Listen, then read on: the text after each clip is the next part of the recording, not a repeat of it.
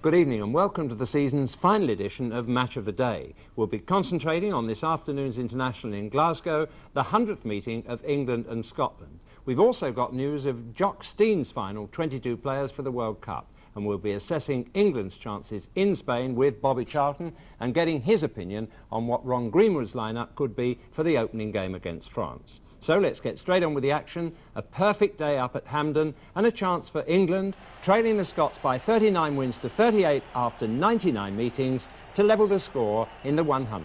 Your commentator is Barry Davis. The referee is ready.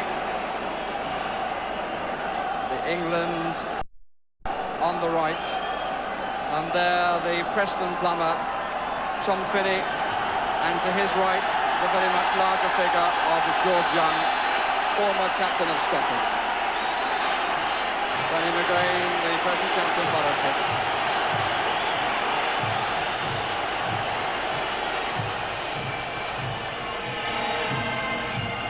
First, the bands will leave as we look at the Scottish lineup, which shows 3 changes from the team which beat Wales by the only goal of the match scored by Hartford. George Burley comes back for his first full game for 2 years. Danny McGrain, the skipper, who had a cold and wasn't able to play against Wales, and Alan Evans, who played so well in the European Cup final for Aston Villa. David Neary will now move to midfield, and no place could be found for Gordon Strachan or John Robertson. Facts which have not been greeted with universal approval north of the border.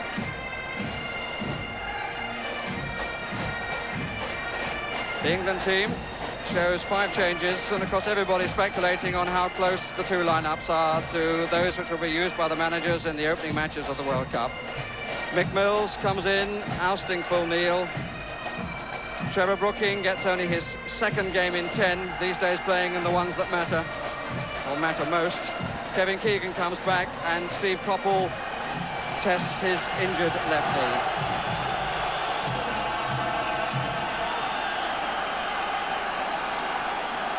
So away we go on the 100th edition of the Pride and the Passion.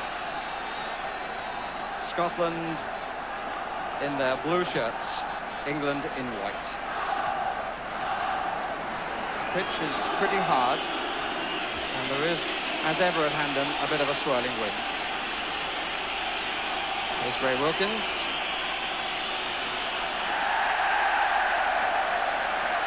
Applause for the first challenge won by George Burley, but in the opinion of the referee, the first free kick of the match. Well, if he gives them for that, he's going to give a lot this afternoon. David Neary under the ball. Good stretch by Evans, comes down to Brooking. Oh, that's not a bad try by Trevor Brooking. He hit it so sweetly. Player who scored in this fixture 2 years ago, and he, like Finney, has not been on the losing side. Really hit it well, very sweetly indeed.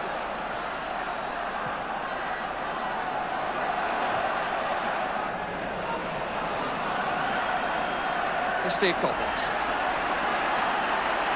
Late challenge by Danny McGrain. Not the sort of test Coppell will be hoping for.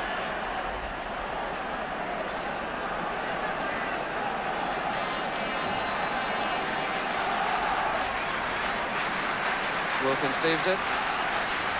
Mills has Butcher forward and might get on the end of it, and did, but couldn't keep the shot down. Hit slightly longer than the Scots were expecting, and I think Butcher was surprised at the ease with which he was allowed to get on it, but he couldn't get any direction on the shot.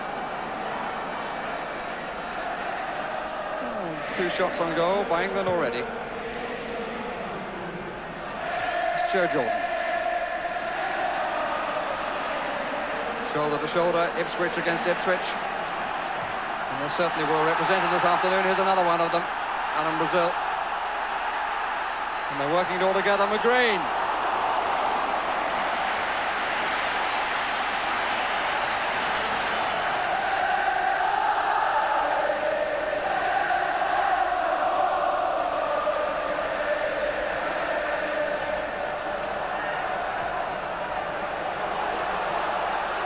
Here's George Burley. Brazil. Sunis. Douglas on to Alan Brazil. Good challenge by Mick Mills. Ipswich denying Ipswich. And bringing the first corner of the match.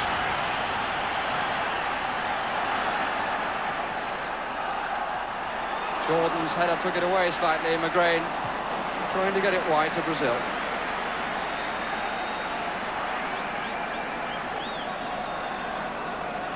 And Brazil in fine form for his club with 28 goals this season.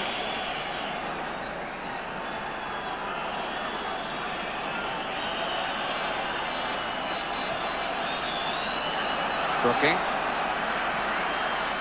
Keegan and Mariner in the middle. There's Mariner. It was a clear header, which he directed wide. Brooking the provider, twoing the men in the middle. Mariner met it comfortably, but gave it too much to knock it wide of what for him was the far post. Typical backtracking by Steve Coppell. And battling, but too much for the referee's liking.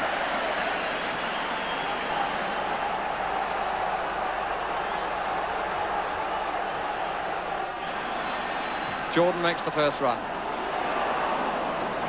And it worked out as a back pass off Brooking.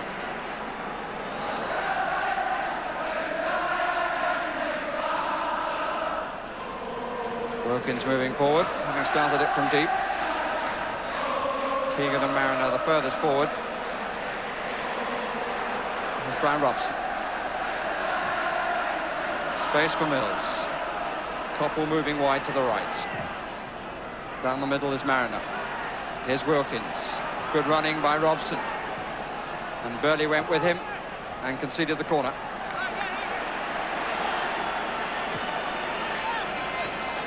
There is Butcher going into the 6-yard area. Mills coming for a possible short one. Got a cue on the near post. At the back is Robson. And a flick from Butcher off the crossbar, finally in by Mariner. It was Burley who knocked it up onto the crossbar. But once again, Paul Mariner is the Johnny on the spot. The whistles go up. From the first corner, all sorts of problems for the Scots. And not up there by Butcher. Burley off the crossbar, which is square, but in came Paul Mariner to once more get the goal for England. There's Butcher with the flick. Burley covering. It came off the underside of the square crossbar, and Mariner got there before Alan Ruff. Paul Mariner's 8th goal of his international career gives England the lead. 13 minutes, proving an unlucky time for Scotland.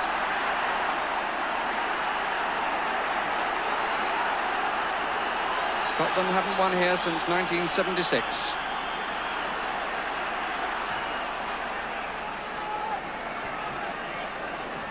And Alan Ruff not as determined in the challenge as Mariner was.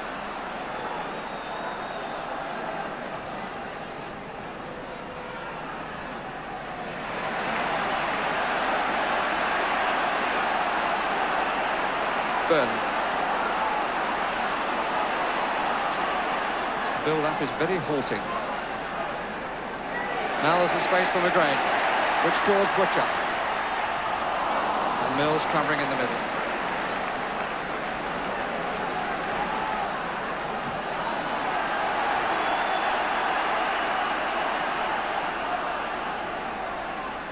Douglas. Going again, the extra attacker. Now reach once more. Brazil. Sunis.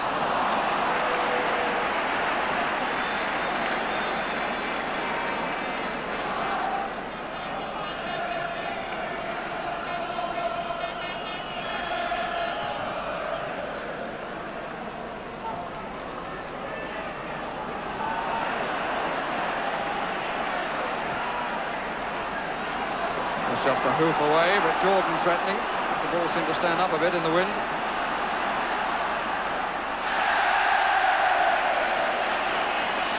And the error by Sansom, handsomely greeted by the crowd.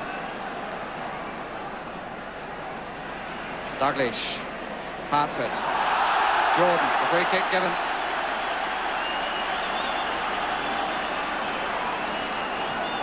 Just on the brink.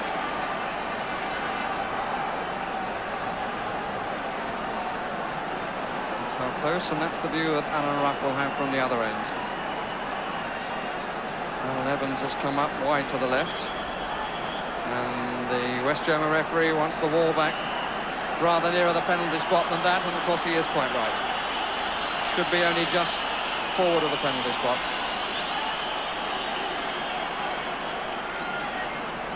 Souness, number 8, and Hartford with the plotting, and Hartford strikes, and Chilton with his body entirely in line of flight. Look at him move as the ball is played. Look at Chilton, comes across, moving now, and in spite of the block, he's across and gets his body as it curls into him a little bit. Wilkins. Koppel hugging the right touchline. Evans ahead of Keegan.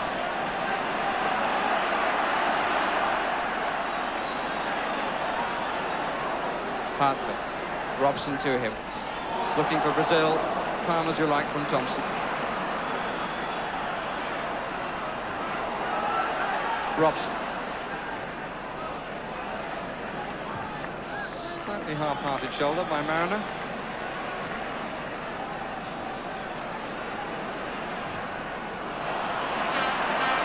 Brazil and Jordan forward. Dalglish tucked in behind them.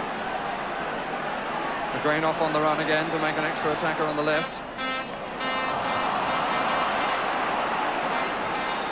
I have to say, not the sort of decisive pass one would see from Dalglish in the red shirt of Liverpool.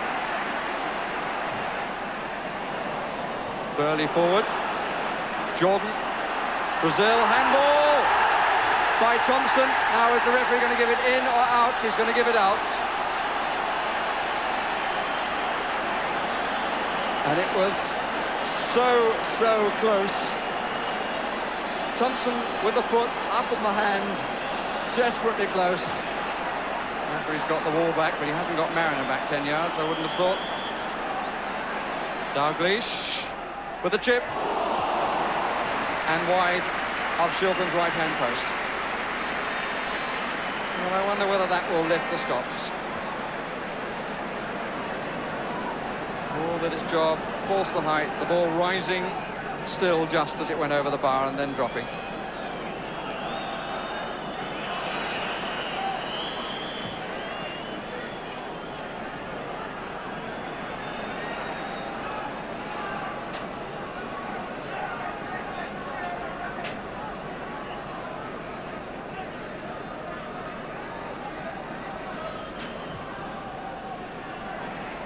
Dalglish. Grain forward. Souness, Wilkins.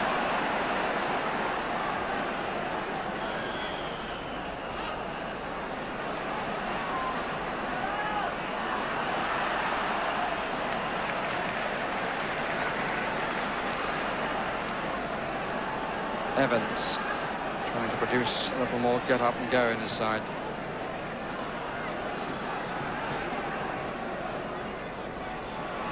Brazil. Hartford well forward this time. It's Dalglish. Brazil trying to hold it up. That's a nice turn. Couldn't get power on the shot, but he went one way and then the other.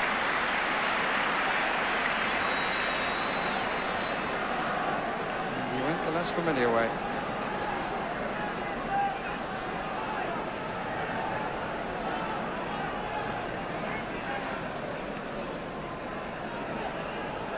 Butcher.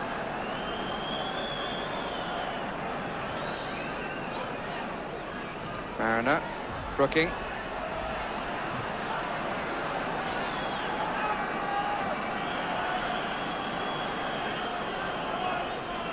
Koppel on the right. Robson coming to take over. Wilkins forward of Keegan.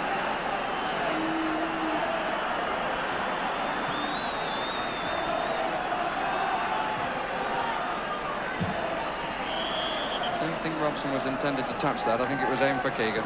Free kick given anyway. And here's Douglas. Burley.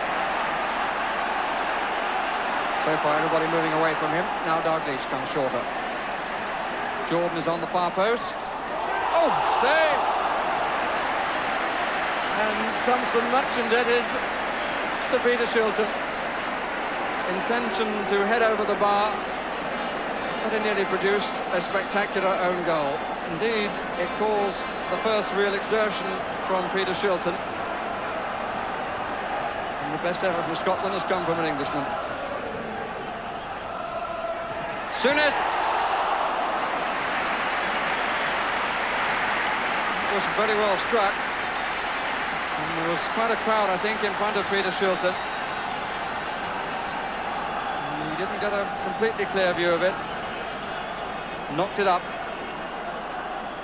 But the recovery was comfortable, and Souness is denied. We can look again. There's Thompson trying to head it up over the bar, but hits it much too low, and it was a good stop from a surprise goalkeeper.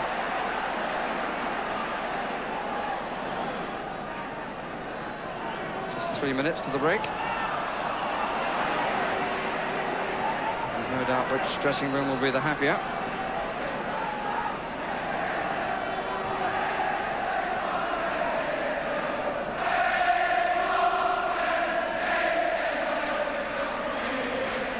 Evans, and obstruction given.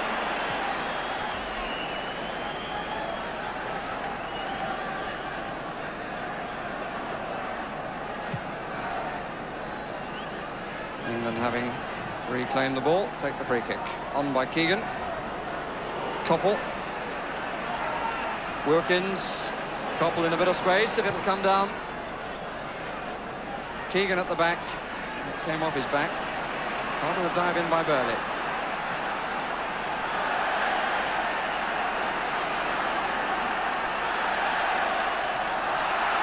Scotland throw. No, the referee overrules the linesman.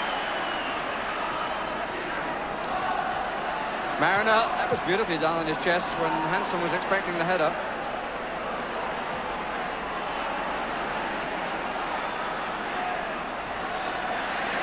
Brazil.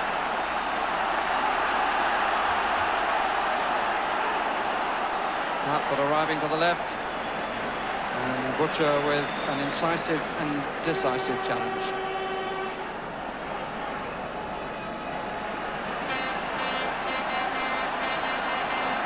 Souness. The decision is who was going to take it.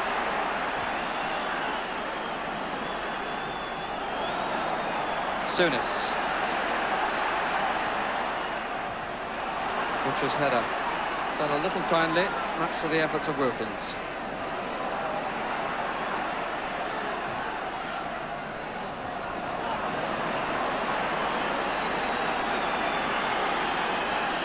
Keegan.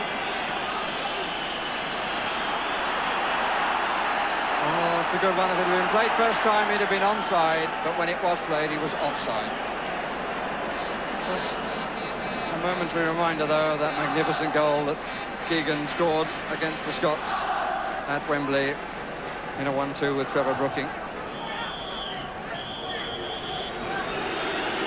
But England end the first half thoroughly deserving the 1-goal lead given them by Paul Mariner. Alan Rough beaten just once, with Mariner looking more determined in getting to the ball. And the score at half-time thoroughly satisfactory for the English supporters in the ground, and there are some. 1-0 advantage. It will be interesting to see whether there are substitutions made for the second half. It's now become a very warm afternoon, although at the West End they're very much in the shade. There's Trevor Francis bouncing about, showing no signs of a groin injury, and there is Robertson, number 16 there. Jock hasn't seemed to be all that happy with his performances recently for Scotland. He's a player who can do it and can't do it on occasions, but we shall see how he goes now. Here's Barry Davis. Reason for Francis being on: Paul Mariner has a calf injury, And the Scot replaced, and I've had no report of an injury, is Asa Hartlett. Robertson already has taken a position wide on the left as England get the second half underway, attacking the goal to our left. And confirmation that the Scottish change is a tactical one.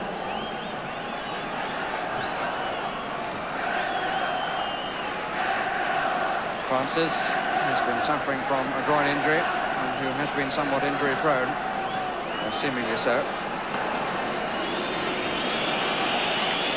Certainly hoping to make the most of his opportunity.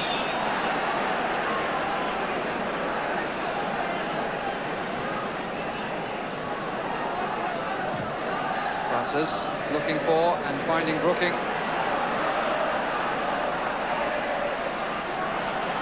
Goal kick, says the referee. Looking a little disappointed.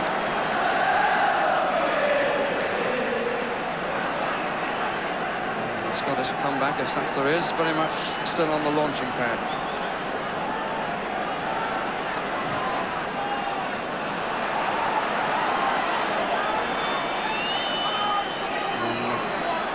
Kevin Keegan has clearly hurt himself and is hobbling around. Terry McDermott immediately off the bench to warm up. And I think Keegan will not be on the field for much longer.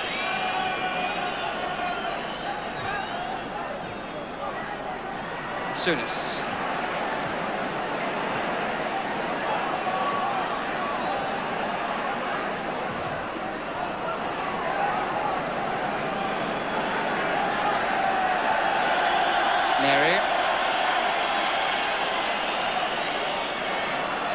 Souness, Robertson. Mills shows him the line. Again, the ball played inside immediately. Here's Dalglish. Thompson knows all about his art in that area. Jordan, it's too long. And England will now make their substitution.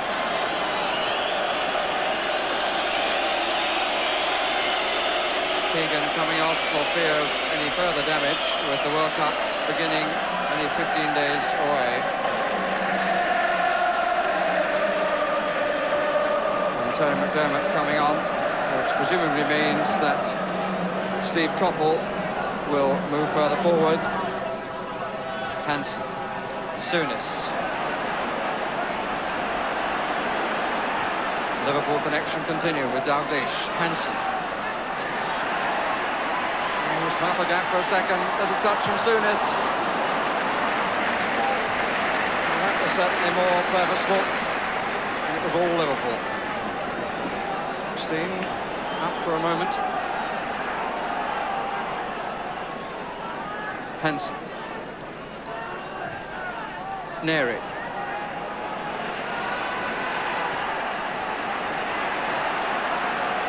McGrain.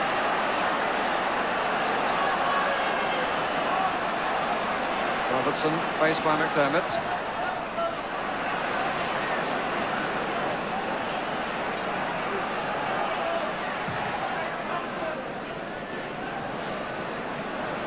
Burley.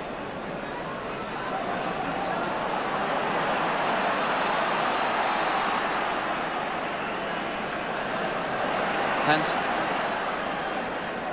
Run at a bit of a stretch.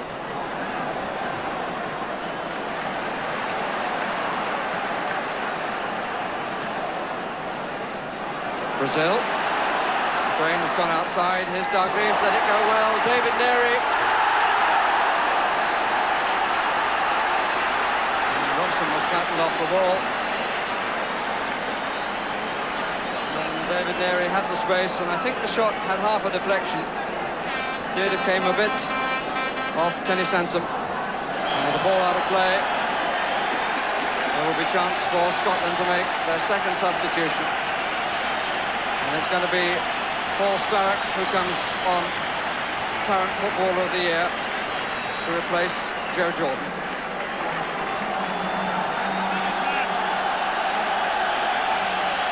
So Jock Stein has played his hand, and there has been no place for Aberdeen's Gordon Strachan, who most people up here considered the star of the show a week ago in the Scottish Cup final.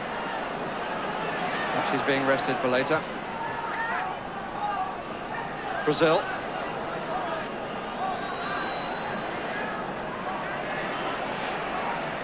Neri. Burley.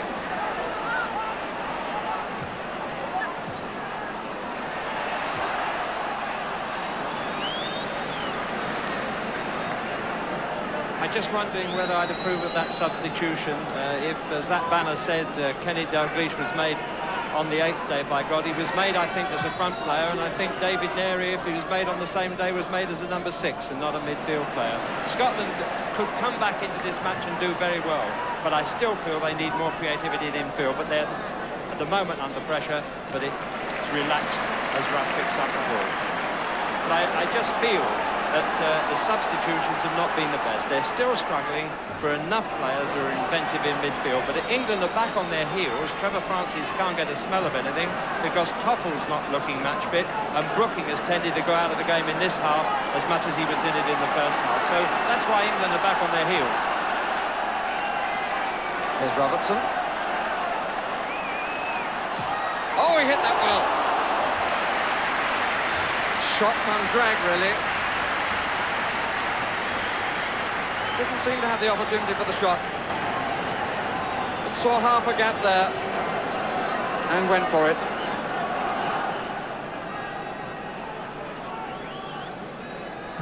Scotland have had 5 wins here at Hampden since they were last beaten, which was by England 2 years ago in this match, this fixture. Here's Brazil.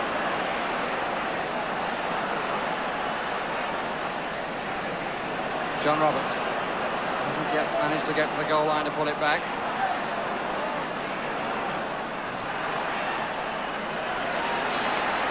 But he's won a corner. No one gained without any real conviction. Alan Evans there in the foreground, number 5. Brazil is just to his right. Robertson, there's a fair bit of curl on that. Oh, what a good punch, a magnificent punch by Peter Shilton. Followed it and knocked it nearer the halfway line and the goal line. Here's Brazil. Stark was unmarked for a moment. Evans.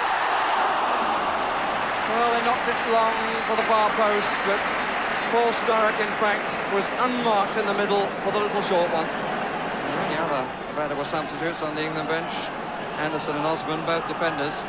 It does emphasise how important is going to be the choice of available substitutes during the World Cup, particularly on warm afternoons like this, and it'll be a great deal warmer in spring. Alan Evans has stayed forward.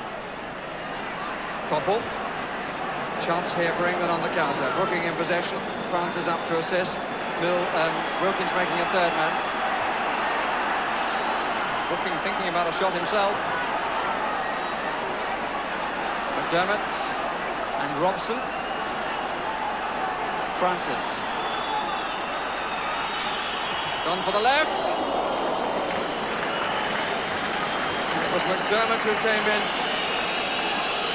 And the effort by Francis had eluded Alan Ruff, who, conscious of his near post, seemed to me to have cramped himself across a little too far.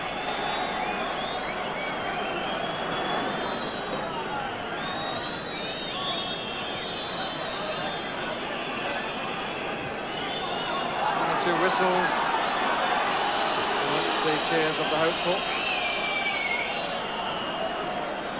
7 minutes left. England 1, Scotland 0 in the 100th meeting of the two countries.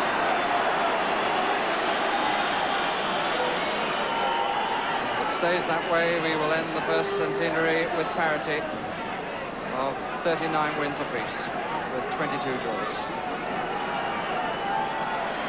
Here's Koppel. Looks to go square. Now finds McDermott. Koppel. Wilkins. Trying to find Francis. Brooking.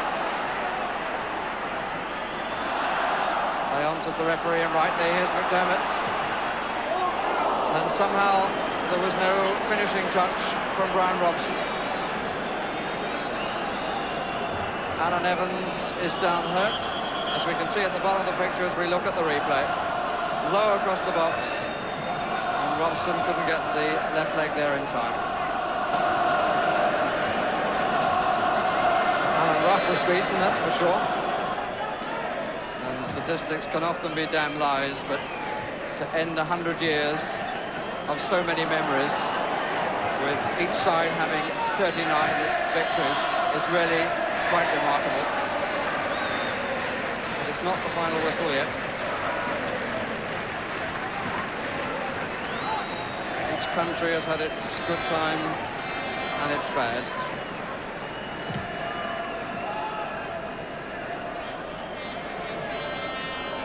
Burley, Evans, haven't got time to go back. We make it that we've had a minute allowed for the injury and the odd stoppage. And here's Mick Mills, Danny McGrain, and dangerous play by Danny McGrain, put up.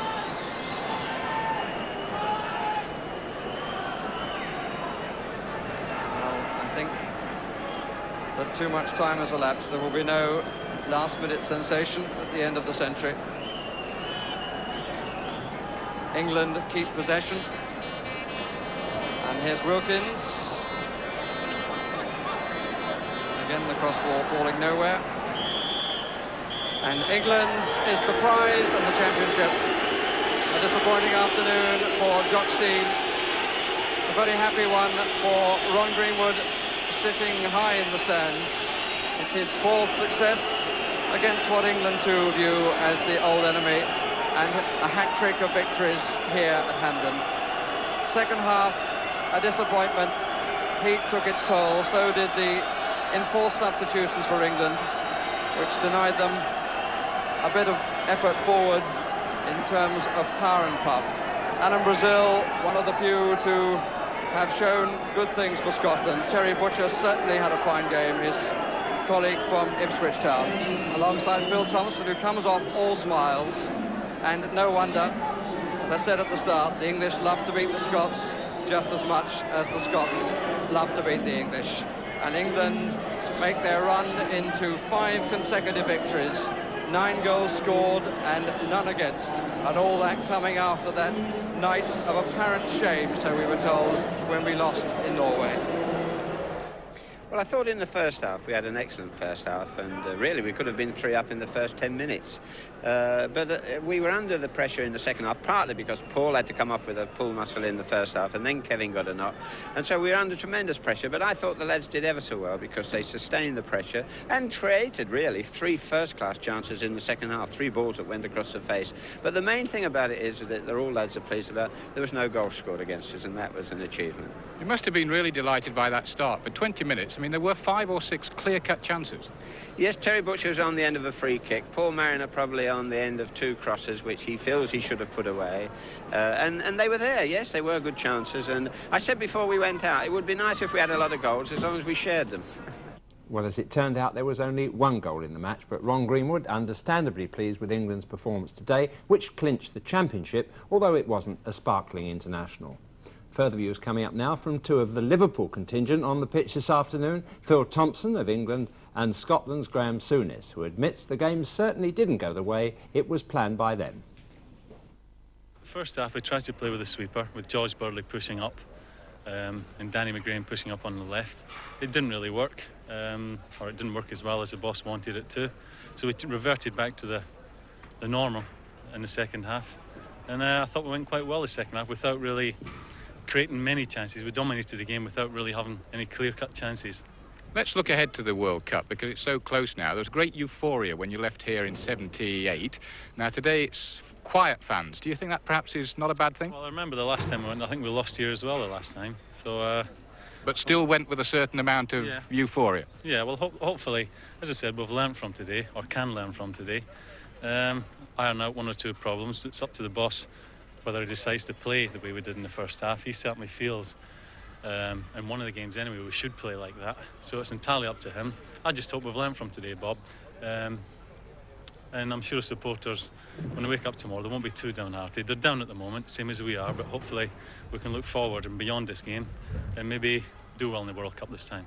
We got a few men back and we played in front of our lads. We made them play it square all the time. So they got very frustrated when they couldn't get through, and we kept their chances down to a complete minimum. I was the only one who gave them a chance, I think. Yeah, I'm usually lethal from that position, but I tried to put it away for a corner and it come off the other side of my head, but it was a fabulous save by Schultz. I made up for him. I must just ask you about the World Cup and looking forward to it, and I know you are doing that. England have had a struggle to get there in the first place. There's a Falklands crisis, and I know tremendous support from the lads out there, and likewise. Now, do you feel that really England are perhaps on the crest of a wave for this World Cup? Well, it's no good sort of blowing our trumpet too soon. We're just happy the way things are going. We're going there as a bit of underdogs, which could be a good thing. But we'll just be happy that if we can give some great performance, and hopefully Scotland and Northern Ireland, and the lads out there, if you're talking about the Falklands, they must probably get the games on video and give them something to shout about. So we're all hoping we'll all do our best out there in Spain. Plus the fact that Ron Greenwood, you know, is about to retire. Yeah, it's a shame really, because he's an absolutely wonderful man. He's been great for English football. He lets us express ourselves on the field, and thankfully we're getting a few dividends from it now, and we hope we do well in Spain for him as well, for our country. Well, a warm tribute to Ron Greenwood. The Scottish manager, Jock Stein, named his final squad of 22 immediately after today's match at Hampden. Despite the 1-0 defeat by England, all the Scots who played today will be in Spain. There are 12 Anglos in the side, with Liverpool and Ipswich supplying 3 each, Hansen, Souness, Dalglish and Burley, Walkham, Brazil. But 2 players who won't be going are West Ham fullback Ray Stewart and Celtic's midfielder Tommy Burns. And Scotland's manager Jock Stein said it was harder to tell them they wouldn't be going with us than it was to take defeat by England today. Well, with me, Bobby Charlton. Scotland seem to have made up their minds. Bob, what do you think Ron Greenwood's mind's thinking at this moment, and who do you think he's going to choose? Well, I think Ron Greenwood's also got some disappointments to pass on to 1 or 2 players. I think over this past week he's been particularly fortunate in as much as the team have played very, very well, and possibly some question marks that he had against some of them have been erased. He's got a few problems in as much as it's a nice problem. He's got a lot of very, very informed players, and who he picks at the end of the day, I think, is going to be revolve around certainly the 12 or the 13 that played today. Well, let's have a look at that team, Bob, and see your judgment of those. Shilton and the back four to start with. Yes, well, I think Terry Butcher might have been a question, but he's played so well today that I think he'll certainly be in. Steve Coppell on the fitness side was a slight problem, but he seems to be okay, really. The 2 injuries today, Kevin Keegan was only slight and Mariner was quite slight. Yes, we've had that report, just to underline that. There's no serious injury from those 2. No. On top of that, there are obviously 2 goalkeepers that have to go, Ray Clements and Joe Corrigan. Fullbacks, I would like to see Phil Neal go. Mick Mills, obviously, I've said already. At the back, a problem we seem to have, which has gone completely, is that we've got lots of lads at the back that are playing particularly well. Foster will be a good support, I think, for Phil Thompson and Terry Butcher. Glenn Hoddle obviously has to come in because he's such a skillful player. It would be a tragedy not to take him. Trevor Francis and Tony Woodcock, I think certainly. Tony Morley will give us a lot more width on the left-hand side of the field, and I think he needs to be in. Now, on the right-hand side, wait a minute, you've got, just to explain, Bob, on that left-hand side now, you've run down players that you think will go, plus today's 11, that's 8 there, that's 19 players, which needs 3 more places to be filled from players on the right, or otherwise surprise choices of somebody who might be popped in at the last minute. That's right. There are a few that could possibly be surprises, but I think we have to pick 3 out of the column that we've got on the right-hand side. I'm always a great believer in giving young lads a chance, in which case I would certainly recommend that Graham Ricks went. Cyril Regis also I would like to see go. And if pushed at the back, Russell Osman. Yeah. I think Terry McDermott might still stay in the squad, although recently he seems to be in and out and hasn't really been on form with Liverpool, which might just have a bearing on Ron Greenwood's thinking. But Ron Greenwood has stuck loyally by the players who've supported him, and you heard that tribute from Phil Thompson. I think he's built up that loyalty in the squad, and I think that's because he has stuck by players who've done a job for him. Do you think McDermott he would toss out at this stage, or maybe Peter With? Well, he might leave one of them out. The thing is that he does have this great loyalty to his players, but at the end of the day, we've got to go and win the World Cup. We only play every 4 years, and it's important that we try to win it and not let sympathy rule everything that we're thinking about. I would certainly think that he's got to try and think of youngsters, because it's going to be very hot. The climate is going to be terribly important that we overcome it properly. I think that young players will acclimatise themselves much better. There are some players of the older element that had slight question marks against them. I don't really want to go to Spain thinking that we're going to do reasonably well. I want us to go thinking that we might win it. Could I come back? Yes, I agree with you there. Could I come back to that original team, if we might be able to get it up just in a moment to finish with, and say, would that be the team that you would like to see take on France in the first match, or are there any changes from that? That's today's team we're talking about, supposing that everybody is fit. There it is. Would you leave that as the team, or what changes would you make for the opening match? Well, I think I would leave the defence certainly as it is, and possibly even the midfield. Trevor Brooking may be a little question mark, because he did actually fade a little bit as the match went on today. I think Trevor Francis is such a good player, it seems criminal to go to any country without taking him. But who do you leave out? The nice thing about this week is... I was just going to say that if you've got a player like Kevin Keegan that isn't actually guaranteed to play simply because of the competition that's around him, I think that we could feel very healthy. That's a lovely word on which to end. Thank you very much for those comments. Well, so we come to the end of our Match of the Day programmes for this season. But in 2 weeks' time, the World Cup starts, and unlike England, the BBC has no doubts about its team. Well, I think so. Among the matches you'll be able to see on BBC television are England's opening match against France and Scotland against the favourites Brazil. And however much football you've seen this week, when crunch time comes, I don't think many people will want to miss those two. And reflecting on England's change of fortune since September, we might almost be persuaded to anticipate the World Cup finals with some relish. Since Norway disgraced them, England's record has been exceptional. But who'd have guessed it on that fateful evening?